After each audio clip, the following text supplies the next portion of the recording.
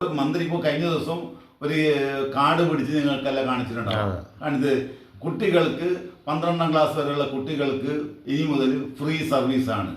പിന്നെ നിങ്ങൾ 30 ദിവസം പൈസ അടിച്ചാൽ 20 ദിവസം പൈസ 30 ദിവസം ഓട്ടത്തിന് 20 ദിവസം പൈസ അടിച്ചാൽ 3 കൊല്ലം മുമ്പ് ഞങ്ങൾ ചെയ്തതാണ്. 30 ദിവസം യാത്രക്ക് 20 ദിവസം പൈസ കൊടുത്താൽ മതി. വിജയിപ്പിക്കാൻ കഴിഞ്ഞില്ല ഞങ്ങളെ കൊണ്ട് വിദ്യാർത്ഥികൾക്ക് കൺസെഷൻ കാർഡ് കൊടുക്കാൻ വേണ്ടി തീരുമാനിച്ചു. വിജയിപ്പിക്കാൻ കഴിഞ്ഞില്ല. മന്ത്രിന്റെ വിഷയത്തിലേക്ക് മന്ത്രി ഇങ്ങനെ ഒരു വിഷയം അവതരിപ്പിച്ചിട്ടാകുമ്പോൾ നിങ്ങളെ പോലുള്ള പത്രക്കാരൻ മന്ത്രിയുടെ അടുത്ത് ചോദിച്ചിട്ടില്ല ഇത് ഏത് ബസ്സിലാണ് കൊടുക്കുന്നതെന്ന് ഒരു പത്രക്കാരൻ ചോദിച്ചില്ല. സർക്കാർ ബസ്സിൽ നടപ്പിലാക്കാണ്, പ്രൈവറ്റ് ഏത് ബസ്? KSRTC അല്ലേ? KSRTCക്ക് എത്ര തരമുണ്ട്?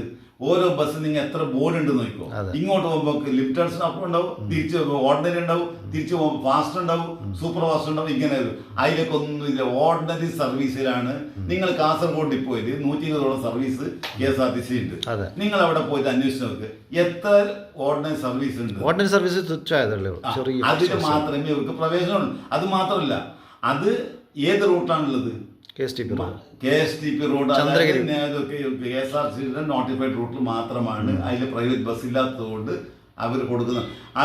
ഇവർ മറ്റെല്ലാ റൂട്ടുകളിൽ മിക്സഡ് റൂട്ടിൽ അവർ ഏതെങ്കിലും ഒരു കുട്ടിക്ക് ഈ പറഞ്ഞ കാർഡ് ഉപയോഗിക്കാൻ പറ്റുമെന്ന് ചോദിച്ചു. നിങ്ങൾ മന്ത്രിയുടെ അടുത്ത് നിങ്ങൾ ചോദിക്കുന്നില്ല, നിങ്ങൾ പത്രക്കാരൻ ഞങ്ങളുടെ ചോദിക്കുന്നില്ല. അതെ, നിങ്ങൾ അവരുടെ ചോദിക്കണം, മന്ത്രിയുടെ ചോദിക്കണം ഇത് ഏത് ബസ്സിലാണ് ഈ കാർഡ്. ഞാൻ ചോദിക്കുന്നത് ഇപ്പൊ മന്ത്രി നടപ്പിലാക്കുന്ന പല പദ്ധതികളും ബസ് നിങ്ങളെ സംബന്ധിച്ചിടത്തോളം, ഉടമയെ സംബന്ധിച്ചിടത്തോളം മന്ത്രി എടുക്കുന്ന തീരുമാനം നിങ്ങൾക്ക് എതിര് എന്ന് നിങ്ങൾക്ക് തോന്നുന്നുണ്ടോ? തീർച്ചയായിട്ടും. അതുകൊണ്ടാണ് നിങ്ങൾ ഈ സമരം നടത്തുന്നത്? അതെ, ഞങ്ങൾ സമരം ഒഴിവാക്കിയത് കഴിഞ്ഞ. നിങ്ങൾ 8-ാം തീയതി നടത്താൻ പോകുന്ന സമരം എന്തിനു വേണ്ടിയിട്ടാണ്? സൂചനാ പണിമുടക്കണം. ഞങ്ങൾ 5 കാര്യങ്ങൾ, ഞങ്ങൾ അധികമൊന്നുമില്ല, 5 കാര്യങ്ങൾ സർക്കാരിന് ചെയ്യാൻ പറ്റാത്ത കാര്യങ്ങളല്ല. ഇപ്പോൾ വിദ്യാർത്ഥി കൺസെഷന്, ഈ രാമേന്ദ്ര കമ്മീഷന്, രാജാറാം കമ്മീഷൻ, 2 കമ്മീഷന്മാർ കൊടുത്ത റിപ്പോർട്ടാണ്. 5 രൂപ മിനിമം ചാർജ് ആക്കിയില്ലെങ്കിൽ ബസ് വ്യവസായം നിലനിൽക്കില്ല. ഈ മിനിമം ചാർജ് 5 രൂപ, ST ചാർജ് 5 രൂപ ആക്കുക എന്നുള്ളത് മെയിൻ ഒരു ആവശ്യം 8-ാം തീയതിയിലെ സമരത്തിൽ നിങ്ങൾ ഉന്നയിക്കുന്നത്.